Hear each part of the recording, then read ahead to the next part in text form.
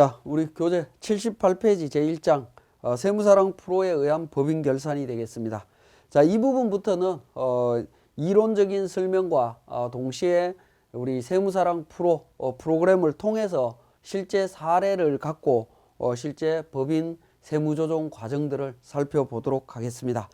자, 우리 교재 78페이지에 있는 내용은 제가 기본 사례로 만들어 놓은 데이터를 여러분들 컴퓨터에 설치하는 과정을 설명을 해놨습니다.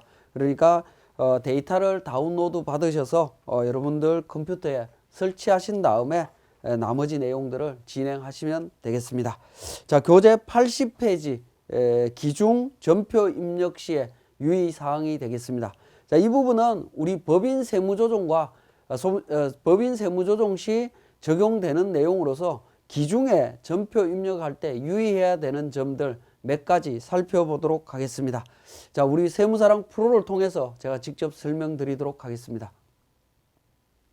자, 세무사랑 프로의 회계관리의 기초정보관리에 보면 계정과목 및 적요 등록이라고 하는 부분이 있습니다.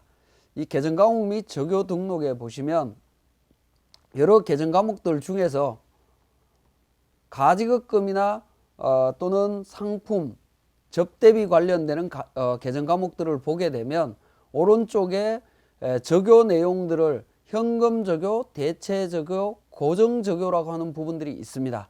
이 현금적요나 대체적요는 실제 업무를 하실 때 여러분들이 전표 입력하실 때 필요하신 내용들을 등록해서 개별적으로 사용을 하시면 되고요.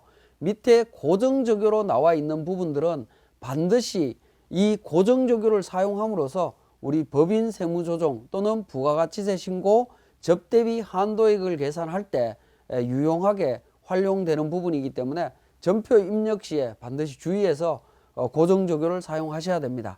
특히 접대비의 경우에는 현금적요, 대체적요, 고정적요라고 나오는데 이 고정적요가 대부분입니다. 접대비의 경우에는 대부분인데 이 접대비를 입력하실 때에는 우리 프로그램 세무사랑 프로에 등록되어 있는 그 적요를 수정하지 않고 반드시 등록되어 있는 적요로만 사용한다라고 보시면 되겠습니다. 자, 법인 사용 일반 접대비 같은 경우에는 법인 신용카드로 사용된 접대비를 의미하는 거고, 법인 신용카드를 사용하지 않은 접대비는 위에 있는 현금 적요나 대체 적요에 있는 일반 국내 접대비에 해당이 될 겁니다. 이렇게 사용함으로써 만원 초과분은 세무조정 시에 바로 직부인되는 역할을 하게 됩니다. 자, 그 다음에 현금적요나 대체적요에 있는 일반 경조사비와 관련되는 적요입니다. 자, 이 부분은 고정적요로 표시되어 있지는 않지만 실질적으로는 고정적요와 동일한 역할을 하고 있습니다. 경조사비 같은 경우에는 건당 20만원 기준으로 20만원 이내 금액과 20만원 초과 금액 기준으로 송금 불산입 규정이 달리 적용되는 부분이 있기 때문에 현금 적요 및 대체 적요 쪽에 일반 경조사비 적요가 있지만 이거는 고정 적요와 동일한 역할을 하고 있습니다. 그래서 가지급금, 가수금, 상품, 제품, 원재료, 접대비 관련되는 부분에 있어서는 고정 적요가 있기 때문에 반드시 좀 주의해서 사용하실 필요가 있습니다. 자, 그 다음에 81페이지에 계정과목 성격 파악에 대한 부분입니다. 자, 계정과목 중에 우리 가지급금이라는 계정과목이 있습니다. 가지급금이라고 하는 계정과목은 기업회계상의 계정과목과 법인세법상의 성격을 동시에 갖고 있는데, 기업회계상의 가지급금의 의미는 계정과목이 확정되지 않은 경우, 현금이 인출되고 계정과목이 확정되지 않은 경우로서 사용하는 임시계정입니다. 그래서 결산 시에 적절한 계정과목으로 대체되어야 됩니다. 법인세법상의 가지급금은 법인의 업무와 관련 없는 자금의 대여액이 됩니다. 대여금이 된다라는 거죠. 법인세법에서 규정하고 있는 가지급금의 의미를 회계학적으로 본다라고 하면 대여금에 해당이 되는 부분들입니다. 그런데 우리 세무사랑 프로나 여타 프로그램들은 가지급금, 가수금을 세법상의 가지급금, 가수금 또는 기업회계상의 가지급금, 가수금의 성격을 동시에 갖고 있도록 하고 있습니다. 그리고 가지급금, 가수금으로 회계 처리하고 이 고정적요를 사용한 경우에는 인정이자나 인정이자 또는 지급이자 송금 불산의 규정에 의한 세무조정을 할 때 세무조정이 가능하도록 규정을 만들어 놓고 있다라는 거죠. 그러다 보니까 문제점은 뭐냐면 결산재무제표에 자, 실제 결산재무제표를 한번 보면 자, 12월 31일자에 결산재무제표를 보게 되면 가지급금이 3억 원이 있습니다. 이 가지급금은 기업회계상의 재무제표는 가지급금이 임시계정이기 때문에 잔액이 있으면 안 된다라는 거죠. 이렇게 잔액이 존재하면 나중에 우리가 법인세 신고하고 나면 이 결산재무제표를 금융기관이나 신용평가를 받는 회사 쪽으로 제출하는 경우들이 많이 있는데 그런 경우에 불이익이 오고 있습니다. 그렇기 때문에 이런 가지급금 계정을 12월 말일자로 적정한 계정 과목, 즉 대여금이나 또는 임직원 단기 채권 뭐 이런 계정으로 대체를 해줘야 되겠다라는 겁니다. 대체를 해야 되는데 실질적으로 업무를 하시다 보면 그렇게 대체하는 부분들이 잘 안 되고 있습니다. 그래서 세무사랑에서는 이 부분을 좀 개선을 했습니다. 어떻게 개선을 했냐면 계정과목 및 적요 등록에서 이 134번에 있는 가지급금을 다른 계정으로 사용하더라도 세법상의 가지급금으로 인식되도록 했다라는 거죠. 인식되도록 하는 부분을 계정 과목의 성격을 부여를 별도로 함으로 인해서 인식되도록 했습니다. 자, 세법상의 가지급금을 만약에 우리가 임직원 등 단기 채권 계정을 사용한다라고 했을 때 137번 계정입니다. 임직원 등 단기 채권을 사용한다라고 하면 이 부분에 대한 계정 성격을 우리가 7번 가지급금으로 이렇게 부여를 하게 되면 임직원 등 단기 채권은 세법상의 가지급금으로 인식됩니다. 세무사랑 프로에서는 그러므로 인해서 임직원 등 단기 채권으로 회계 처리하더라도 추후에 가지급금 인정이자나 또는 지급이자 송금 불산입 계산할 때 적수계산 등을 할 때 자동으로 전표 입력된 내용을 반영해서 처리하실 수가 있다라는 겁니다. 자, 그 부분을 간략하게 한번 보면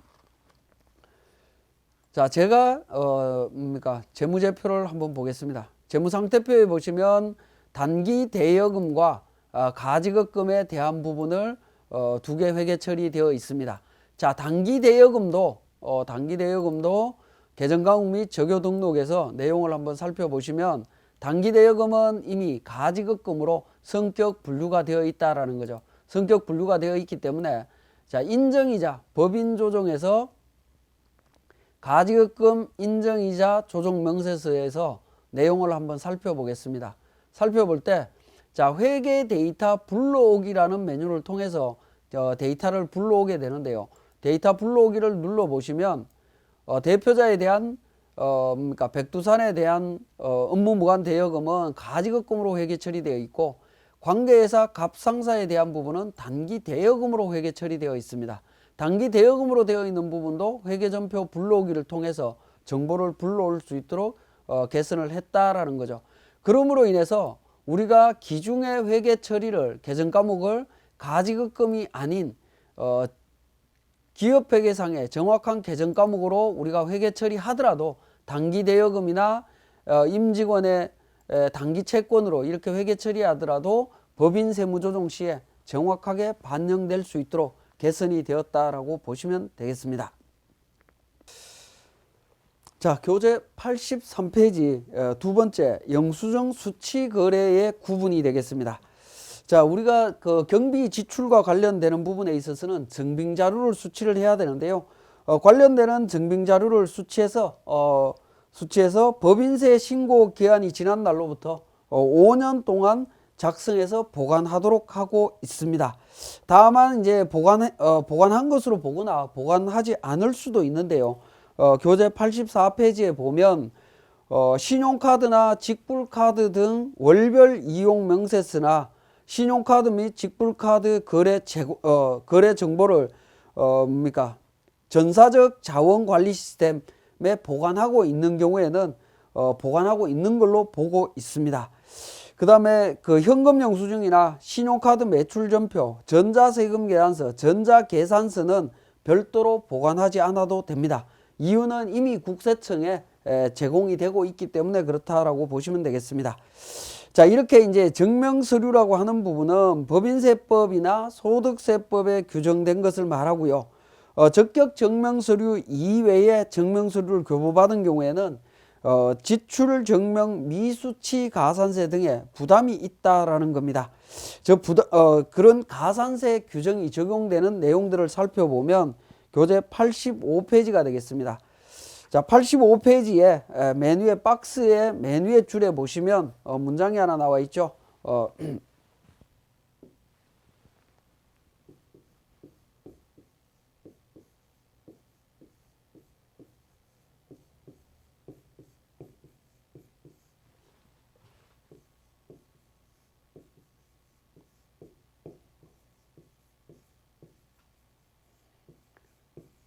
재화 용역을 공급받고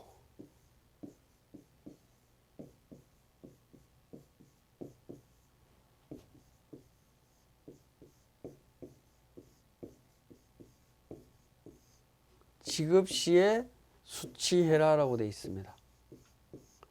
자, 이렇게 되어 있는데요. 자, 이 문장에서 중요한 부분은 사업자라고 하는 부분하고요. 자, 재화나 용역을 공급받는다라는 부분하고 대가를 지급한다라는 이 부분이 굉장히 중요한 부분이 되겠습니다. 이 부분이 굉장히 중요한 부분이기 때문에 반드시 살펴보셔야 되는데, 사업자가 뭐냐라는 겁니다. 누가 사업자냐? 누가 사업자라는 부분인데요. 사업자라고 하는 부분은 우리가 계속적이고 반복적으로 업을 하는 사람이다 라고 보시면 되겠습니다. 그러면 쉽게 말씀드리면 우리 손익계산서에서 매출액이라고 하는 부분들, 매출액을 발생시키기 위해서 계속적으로 반복적으로 노력하는 사람을 사업자라고 이야기를 합니다. 사업자 등록 여부하고는 상관이 없습니다. 등록 여부와는 상관이 없다라는 겁니다. 자, 이 부분에 좀 주의를 하시고요. 일반적으로는 사업자 등록이 있는 사람으로 생각하실 수가 있는데 그렇지 않다라는 겁니다. 자, 그 다음에 공급에 대한 부분입니다. 공급에 대한 부분은 공급받는다라고 할 때 공급은 일단은 소유권이 이전돼야 됩니다. 소유권 이전이라고 보시면 되겠습니다. 소유권이 이전이 되어야 되는데요. 소유권 이전은 우리가 일반적으로 인도, 양도, 사용, 소비 이렇게 봅니다. 자, 이렇게 보는데 일단 소유권이 이전되어야 된다라는 부분이고요. 소유권이 이전될 때 어떤 방법으로 이전되어야 되느냐 하는 겁니다. 합법적으로 이전이 돼야 됩니다. 합법적으로 이전돼야 되는데, 합법적이 되려면 당사자 간의 계약에 의하거나 또는 법률에 의해서 이전이 되어야 된다라는 겁니다. 그래서 이전이 되어야 되는데요. 재화나 용역을 공급받고 그리고 대가를 지급할 때, 대가를 지급한다라고 하는 거는 현금이 되겠죠. 현금, 수표 뭐 이런 부분들 전부 다 됩니다. 그 다음에 교환, 상계 뭐 다 마찬가지입니다. 이런 부분들 지급할 때 적격 증명을 수취를 해야 된다라는 거죠. 그래서 결과론적으로는 요건이 사업자라고 하는 요건, 그 다음에 소유권 이전, 합법적으로 대가 지급, 이 네 가지 요건이 갖춰졌을 때 계산서, 소득세법상의 계산서, 부가가치세법상의 세금계산서, 신용카드 매출전표, 현금 영수증을 수취해야 된다라는 겁니다. 다만 이제 다음에 해당하는 경우에는 예외로 한다라고 해서 거래 끝난 금액이 3만 원 미만인 경우에는 예외를 하고 있습니다. 그리고 2번부터 이제 9번까지 이러한 경우에도 갖추지 않아도 되는 걸로 되어 있습니다. 자, 지금까지 설명드렸던 내용들을 86페이지에 요약을 해놨습니다. 적격 증명 수취거래 요약이라고 해서 사업자의 거래인가, 재화 용역의 소유권을 이전받았는가, 또 이전 방법이 계약이나 법률에 의한 거냐, 대가를 지급하였거나 할 예정인가 하는 4가지 요건이 있습니다. 이 4가지 요건을 갖췄을 때 적격 증빙을 수취를 합니다. 그래서 이러한 영수증 수취 관련해서 적격 증빙 수취 의무 부분에 대한 규정이 개인 사업자의 경우에는 성실 신고 확인 제도로 인해서 그 중요도가 굉장히 높아졌고요. 그 다음에 법인 사업자의 경우에는 2017년도부터 지출 증명 서류 합계표를 제출해야 되기 때문에 우리가 기중에 회계 처리하실 때 이 부분을 반드시 고려하셔서 회계 처리를 해야 됩니다. 자, 그러면 우리 세무사랑 프로에서 실제 전표를 입력할 때 관련되는 규정을 어떻게 적용하는지 간략하게 살펴보도록 하겠습니다. 자, 86페이지에 일반 전표 입력 방법에 대한 부분인데요. 적격 증빙 서류를 수취한 경우입니다. 일반 전표 입력할 때 보시면 5월달 전표가 되겠습니다. 사무용품비 구입을 했는데 10만원에 구입을 했고요. 영수증 사용 여부에 대한 부분이 표시가 되고 있습니다. 자, 보시면 자, 사무용품비를 제일디포 문구지급에서 10만원 이렇게 지출이 됐는데 만약에 카드 사용 여부에 대한 부분이 중간에 나오고 있습니다. 이 부분이 우리 영수증 수취 여부, 적격 증명 서류 수취 여부에 대한 부분에 해당이 된다라고 보시면 되겠습니다. 만약에 이 부분이 신용카드를 쓰거나 현금 영수증을 받았다라고 하면 1번 내지 2번으로, 그렇지 않다면 부로 선택을 하게 될 거고요. 부로 선택을 하게 되면 보시면 4가지가 있습니다. 명세서 해당 없음, 명세서 제출 대상 거래, 명세서 제출 제외 대상 증빙 불비 이렇게 되어 있습니다. 명세서 해당 없다라고 하는 부분은 조금 전에 설명드렸던 4가지 요건, 4가지 요건 중에 하나라도 충족 못한 경우가 될 거고요. 명세서 제출 대상 거래, 제외 대상 내역 관련되는 부분을 사례를 통해서 하나하나 보도록 하겠습니다. 자, 우리 교재에 보시면 적격 증명서류 수취하지 못한 경우라고 해서 그 해당 사항 없음, 명세서 제출 대상 거래, 명세서 제출 제외 대상 내역, 증빙 불비 표로 요약을 해놨고요. 해당 사항 없음이라고 하는 부분은 말씀드렸듯이 4가지 요건을 충족하지 못했을 때 적격 증명 서류를 받지 않아도 됩니다. 그러한 거래의 대표적인 게 88페이지에 비사업자와의 거래와 재화 용역의 공급이 아닌 거래로 구분할 수가 있는데요. 자, 폐업한 사업자로부터 폐업 시 잔존 재화를 공급받는 경우, 법인이 종업원 개인 소유 차량을 취득하는 경우, 뭐 이런 경우가 비사업자와의 거래가 될 겁니다. 그 다음에 재화 용역의 공급이 아닌 경우 조합이나 협회에 지출하는 경상회비, 판매 장려금, 포상금 등의 지급, 종업원에게 지급하는 경조사비 뭐 이런 부분이 되겠죠. 자, 만약에 회사에서 사용하는 노트북을 구입을 했는데 홍길동이 개인으로부터 구입을 했다라고 하면 우리가 소모품비로 비용 처리하면서 200만 원 지출했다라고 했을 때 이때 증빙 여부는 카드 사용 여부에서 해당 없음으로 부로 선택하고 명세서 해당 없음으로 선택하시면 됩니다. 자, 이 경우에는 별도로 영수증이나 입금표, 거래명세서, 계약서 등으로 입증을 해야 된다라고 보시면 되겠습니다. 자, 2번째 사례인 복리후생비로 김밥상의 직원회식비 100만 원 지출된 경우입니다. 자, 이 경우에도 간이 영수증을 수취를 했기 때문에 카드 사용 여부에서 부로 선택이 될 거고, 이 경우에는 명세서 제출 대상 거래가 됩니다. 명세서 제출 대상 거래라고 선택을 하게 되면 영수증 수취, 사업용 계좌 등록과 관련되는 정보를 등록하도록 하고 있습니다. 거래 일자, 상호, 사업자 등록번호, 그 다음에 은행 계좌 번호를 등록하도록 하고 있습니다.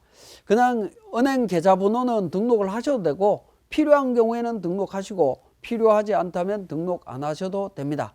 그리고 영수증 수취 및 사업용 계좌 등록에 정보를 등록하면 추후에 이 부분에 대해서는 정빙 미수취 가산세 2%가 적용되는 거래로 인식하게 됩니다. 자, 그 다음에 이자 비용과 관련되는 부분인데요. 명세서 제출 제외 대상 내역에 해당이 되는 부분입니다.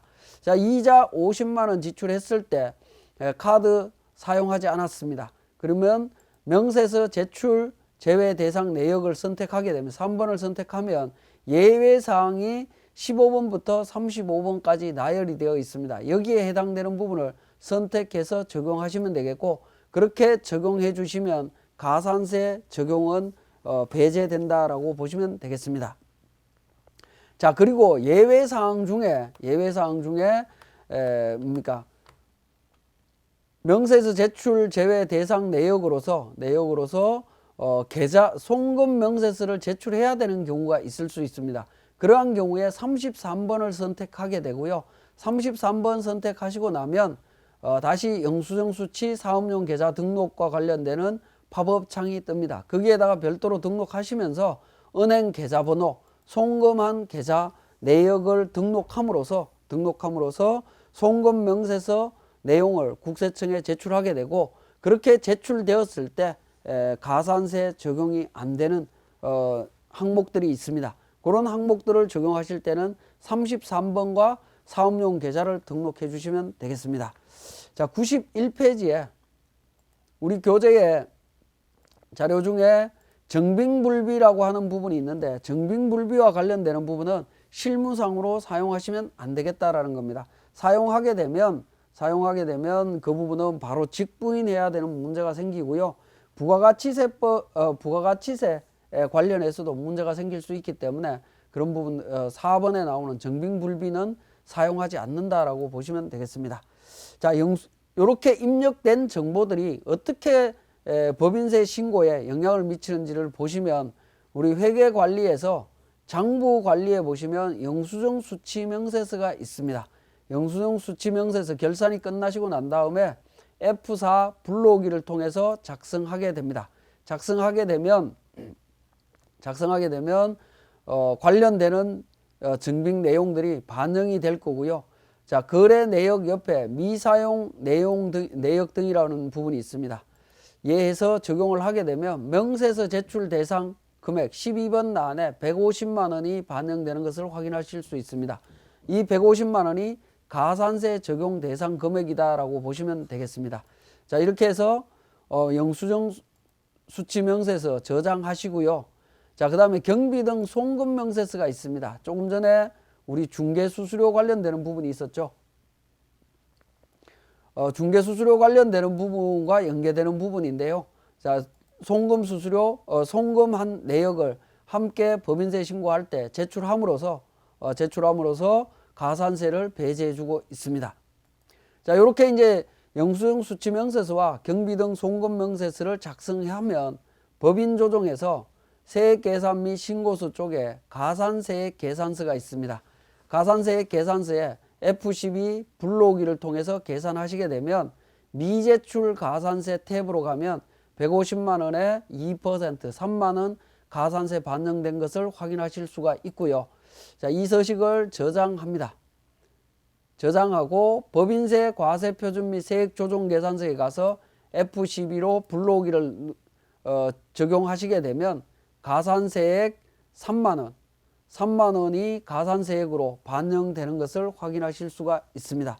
그래서 지출증명 미수치 가산세가 우리 일반 전표 입력 시에 구분된 자료를 통해서 법인세 신고 할 때 반영되는 과정까지 정리를 해 드렸습니다. 그리고 교재 94페이지에 지출증명 서류 검토표 작성과 관련되는 부분입니다. 직전 사업연도 수익 금액이 20억 이상으로서 지출증명 서류를 수취하여 보관한 법인은 지출증명 서류 합계표를 작성해서 보관하도록 하고 있고, 이 서류는 2017년 1월 1일 이후 개시하는 사업연도에 연도부터 적용한다라고 보시면 되겠습니다. 관련되는 서류는